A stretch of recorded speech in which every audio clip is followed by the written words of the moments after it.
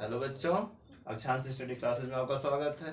आप कक्षा 11 का आज सेट का पढ़ रहे हैं। सेट में पार्ट थर्ड पढ़ेंगे। कुछ टॉपिक आपने पढ़ा है, समुच्चय कहते किसे हैं, इसको इन सबको आपने पढ़ लिया है।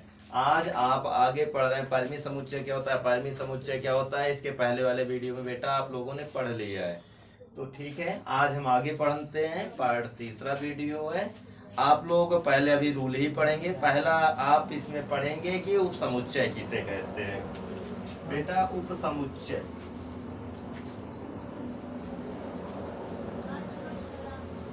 बेटा एक बात है हम लोग ध्यान देंगे। उपसमुच्चय होता है कि ए और बी दो आपके पास सेट है, मतलब दो समुच्चय हैं। एक समुच्चय ए है, एक समुच्चय बी है। बेटा ए और बी दो समुच्चय हैं। यदि ए के सभी अवयव, ए के बेटा सभी अवयव अगर बी में उपस्थित हो जाएं तो उसे उपसमुच्चय कहते हैं। यही आप लिखेंगे। यदि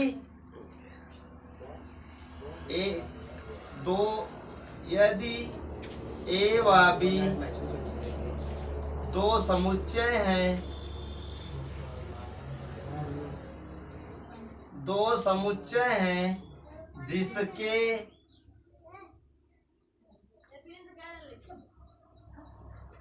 ए के सभी अवयव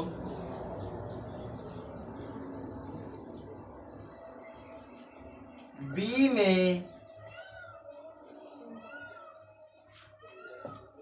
निहित हो उसे उपसमुच्चय कहते हैं।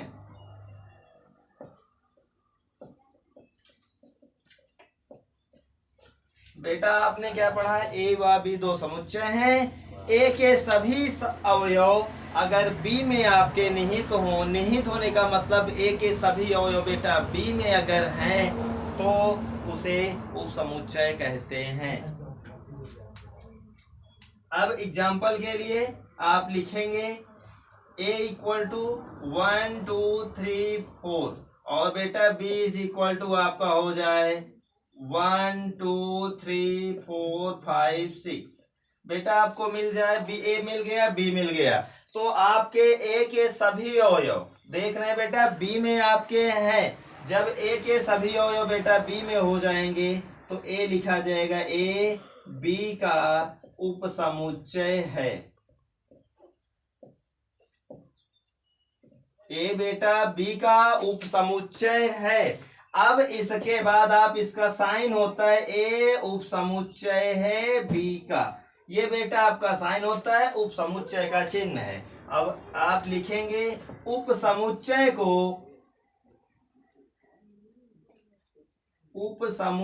को आप यहां लिख दे रहे हैं, ये साइन बना दे रहे हैं, से प्रदर्शित करते हैं,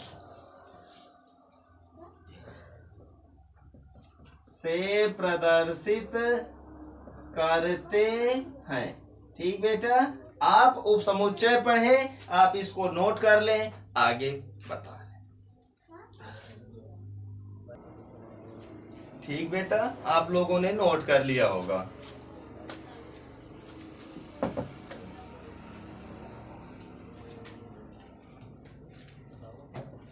इसके बाद बेटा आप लोग पढ़ेंगे उचित उपसमुच्चय या अधिसमुच्चय।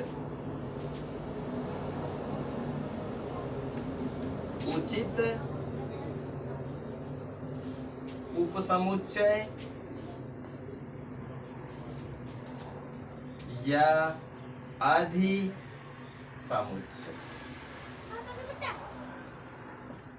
बेटा उचित उपसमुच्चय या अधिसमुच्चय बेटा होता है यदि ए और बी आपके दो समुच्चय हैं, ए के अवयव बी में हो, ए के अवयव बी में हो लेकिन बी में और अधिक अवयव हो जाएं तो उसे उचित उपसमुच्चय या अधि उपसमुच्चय कहते हैं। मतलब बेटा ए इज इक्वल टू आपका does not equal to B होना चाहिए। मतलब ए के सभी एलिमेंट बी में तो हो लेकिन ए और बी के जो एलिमेंट है सब बराबर ना हो।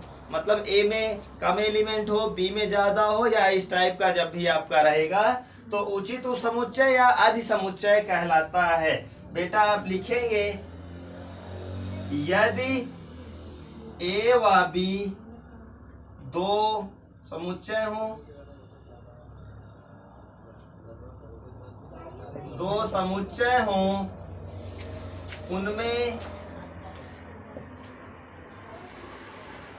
उनमें ए बराबर बी ना हो तो उसे उचित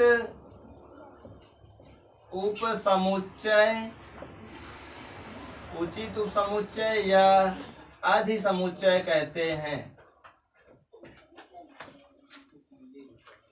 या अधिसमुच्चय कहते हैं। बेटा आपने लिखा है ए व बी दो आपके समुच्चय हो, उनमें ए बराबर ना हो बी के, तो उसे उचित उपसमुच्चय या अधिसमुच्चय कहते हैं। अब बेटा इसे ए उचित उपसमुच्चय बी से प्रदर्शित करते हैं। उचित उपसमुच्चय बी से प्रदर्शित करते हैं। बेटा आपका साइन ध्यान दीजिएगा, उपसमुच्चय का सच्चा साइन में ये नहीं नीचे रहता, और उचित उपसमुच्चय या अधिसमुच्चय में बेटा ये साइन रहता है। यही अंतर है उचित उपसमुच्चय और उपसमुच्चय में। इसके बाद आता है बेटा एकल समुच्चय। एकल समुच्चय क्या होता है, एकल समुच्चय पे भी बात करते हैं।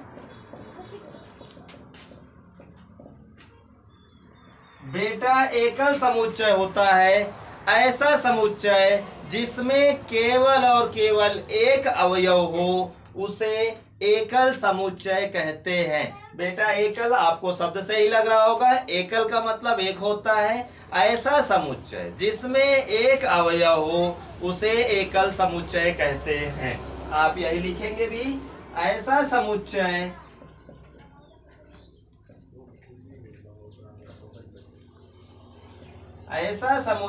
जिसमें केवल एक अवयव हो,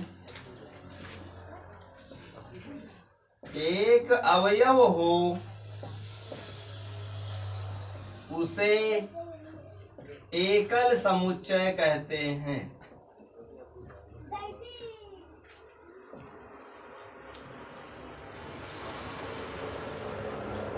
बेटा आपने लिखा ऐसा समुच्चय जिसमें केवल एक अवयव हो उसे एकल समुच्चय कहते हैं।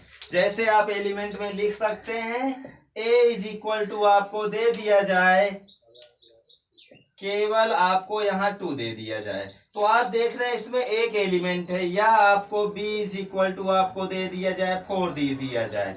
बेटा केवल एक एलिमेंट है इसलिए ये एकल समुच्चय है। इतना नोट कर लो बेटा, फिर आगे बताते हैं। ठीक बेटा, आप लोगों ने नोट कर लिया होगा।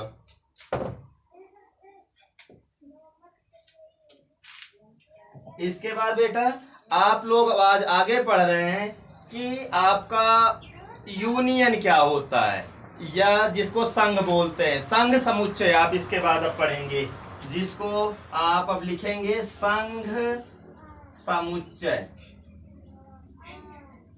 जिसको आप यूनियन, इसका साइन बेटा यू टाइप के होता है। ए और बी आपके दो समुच्चय हैं, यदि एक और बी जो दोनों समुच्चय हैं, लिख लेते हैं इसको, यदि ए और बी दो समुच्चय हैं,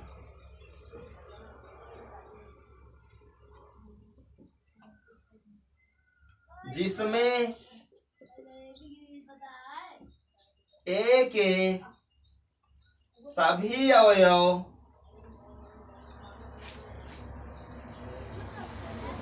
और बी के सभी अवयव निम्न है। जैसे आप लिखते हैं a इज इक्वल टू बेटा 1 2 3 4, b इज इक्वल टू आप लिख लेते हैं 3 4 5 6। बेटा यूनियन निकालने के लिए या संघ समुच्चय निकालने के लिए आपको जो ए यूनियन बी लिखा जाएगा, संघ लिखा जाएगा, इन दोनों के एलिमेंट को एक साथ लिख दिया जाएगा और जो एलिमेंट होता है दोनों में रहेगा उसे एक बार लिखा जाएगा, वही आपका संघ समुच्चय कहलाएगा। बेटा जैसे आप इसे A union B equal to लिखते हैं तो आप लिखेंगे 1 और 2 आपका नहीं मिल रहा है उसको लिखेंगे, जैसे 3 और 4 दोनों मिल रहा है, आपको शुरू पढ़ाया गया समुच्चय में एक ही लिखा जाएगा तो इसलिए 3 4 एक बार लिख दिया जाएगा बेटा, और उसके बाद 5 और 6। तो बेटा यही आपका संघ समुच्चय हो गया कि आपका ए और बी है, एलिमेंट को रिपीट नहीं किया जाएगा और जो दो सभी एलिमेंट को मिला के जो लिख दिया जाएगा वही संघ समुच्चय कहलाएगा। ठीक बेटा, आज आप इतने पढ़ेंगे, कल आपको अगला वीडियो मिलेगा। आप हमारे चैनल को लाइक करें, सब्सक्राइब करें और दोस्तों के साथ अपने शेयर भी करें।